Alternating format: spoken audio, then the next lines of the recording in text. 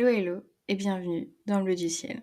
Aujourd'hui, je reviens pour vous parler de l'importance de se connaître. Bateau, me direz-vous? Oui, sans doute.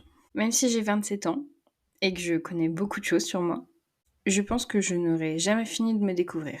Parce que je vais évoluer tout au long de ma vie. Et parce qu'on n'a jamais fini de découvrir comment fonctionne notre cerveau et les mécanismes qu'il met en place en fonction des situations qui se trouvent devant nous. Je pense que se connaître est indispensable pour bien des points. Mais surtout, c'est hyper important pour gagner du temps, être plus efficace et se faciliter la vie. Par exemple, un truc qu'on devrait, selon moi, nous apprendre à l'école, ou en tout cas l'aborder en classe, ce sont les différentes méthodes d'apprentissage, mais surtout à comprendre comment fonctionne notre mémoire. Je m'explique. J'ai une mémoire auditive, c'est-à-dire que mon moyen de mémorisation va se faire grâce à l'audition.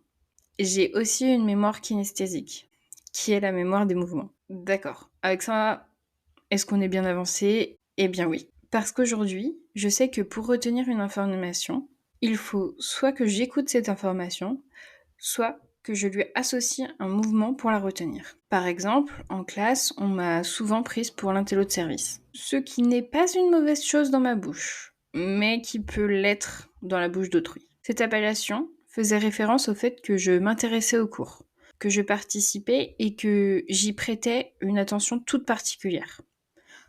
Pour plusieurs raisons. La première, ça passait le temps. Parce que subir un cours, ça veut aussi dire que le temps passe si lentement que vous avez l'impression de devenir chèvre.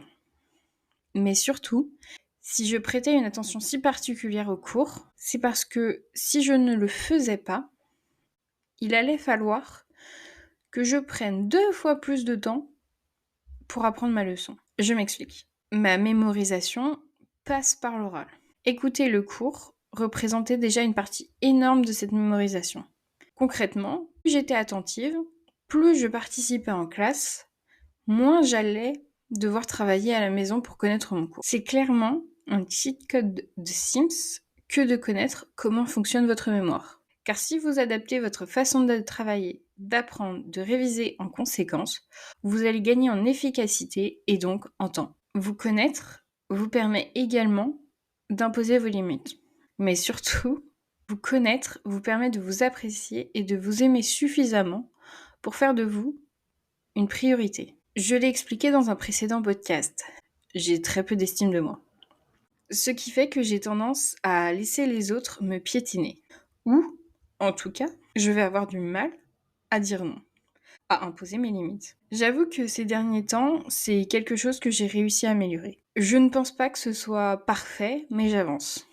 J'ai d'ailleurs réussi à imposer mes limites à plusieurs reprises. Bon, sachez quand même que certains peuvent très mal le prendre. J'en ai malheureusement fait l'expérience. Mais bon, je pars du principe que si tu n'es pas capable de respecter les limites que je t'impose, c'est que je n'ai pas de temps à perdre avec toi. Un autre point qui me semble des plus importants et que j'aurais peut-être dû mettre en première position, il s'agit de la notion d'introverti et d'extraverti. Si on définit les deux, un introverti est une personne qui est tournée vers son moi, son monde intérieur, selon le petit Robert. Selon l'internaute, c'est un individu replié sur soi qui se montre hésitant, réticent et effrayé à l'idée d'entrer en contact avec autrui. A contrario, un extraverti est une personne qui est tournée vers le monde extérieur, selon le petit Robert. Et selon l'internaute, quelqu'un qui est spontanément tourné vers les autres. Je pense que mon cas est un peu particulier, car quand j'étais enfant, j'étais extravertie. J'allais vers tout le monde et j'engageais très facilement la conversation. Aujourd'hui, je pense que j'ai switché. Je suis devenue introvertie. Enfin, pas vraiment, c'est un peu plus compliqué que ça. Mais concrètement, j'ai tendance à être dans mon monde et à ne pas chercher le contexte social. Car je n'ai absolument pas de batterie sociale, je suis un peu un téléphone en fin de vie, quelque peu défaillant, qu'il faudrait recharger en permanence. Par contre, quand je suis dans un contexte social, je suis souvent très à l'aise. Je vais vers les autres, je n'ai aucun mal à prendre de la place et même à interagir. Ce qui peut sembler un peu paradoxal. Je pense aussi que le contexte social est pour moi une source d'angoisse. J'ai toujours énormément d'appréhension à évoluer avec les autres. J'ai donc appris que je ne suis pas faite pour être en contact permanent avec les autres, que je devais recharger mes batteries sociales régulièrement, mais que je pouvais être à l'aise en société. Savoir ça, ça m'a énormément aidée, car j'ai appris à dire non à des sorties, à me concentrer sur moi et à recharger mes batteries. Cependant, j'ai fait le constat il y a peu que j'évitais de plus en plus le contexte social par peur. Et que je me servais de l'excuse de recharger mes batteries trop souvent. J'ai donc pris la décision d'arrêter de vivre perpétuellement dans mon monde. Je me suis fixée pour objectif de dire oui à toutes les sorties qu'on me propose.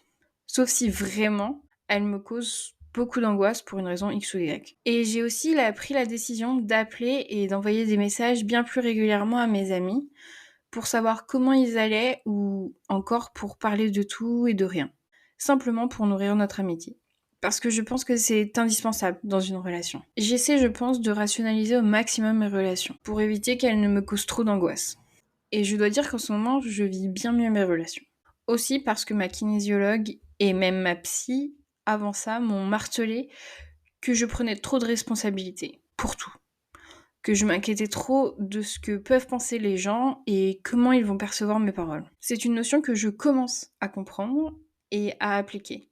Et j'avoue que ça me fait un bien fou. Je pense que la leçon à retenir de mon expérience est que comprendre comment recharger vos batteries va tellement changer votre vie, car elle vous permettra de trouver votre équilibre. Je pense aussi qu'il faut souvent tester ses limites.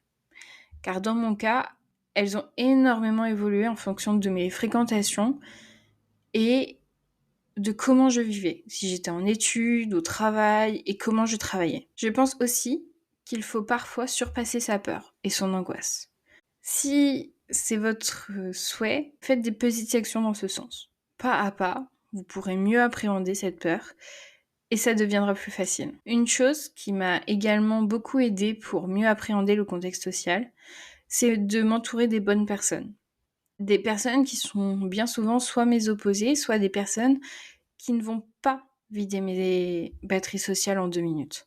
Ces personnes sont pour moi calmes, savent s'exprimer sans crier, sont à l'écoute et ont vraiment un effet assez apaisant. Que ce soit par le rire, par leur façon de parler, d'appréhender la vie. Je pense qu'être bien entouré permet également de pouvoir appréhender un contexte social avec beaucoup plus de confiance et d'aisance. Bref, apprendre à vous connaître et à connaître ce dont vous avez besoin est tellement life-changing. C'est tellement bénéfique pour votre équilibre, mais également pour vous simplifier la vie.